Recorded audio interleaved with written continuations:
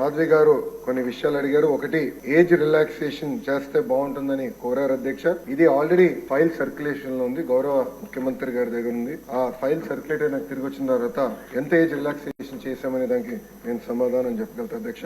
అదే విధంగా అధ్యక్ష, పల్లా శ్రీనివాస్ గారు కూడా ఎప్పటికలా ఈ డిఎస్సి ప్రక్రియ పూర్తి చేస్తానని కోరారు. కొన్ని విషయాలు లీగల్ వెళ్ళాము. నేను అనుకుంటాం నెక్స్ట్ అకాడమిక్ ఇయర్ ప్రారంభమైన ఒక నెల అటు ఇటుగా డిఎస్సి పూర్తి చేయాలనే లక్ష్యంగా మేమందరం పనిచేస్తున్నాం అధ్యక్ష. ప్రధానంగా నేను ఇక్కడ చెప్పదలుచుకుంది ఏంటంటే 1994 నుంచి డిఎస్సి పైన పడిన కేసులని వివరాలు మేము తెప్పించుకుని ఎందుకు పడింది, దానివల్ల ఎందుకు డిఎస్సి లేట్ అయింది, అది జరగకుండా పకడ్బందీగా జియో ఇవ్వాలి, నోటిఫికేషన్ ఇవ్వాలనే లక్ష్యంతో మేము పనిచేస్తాం.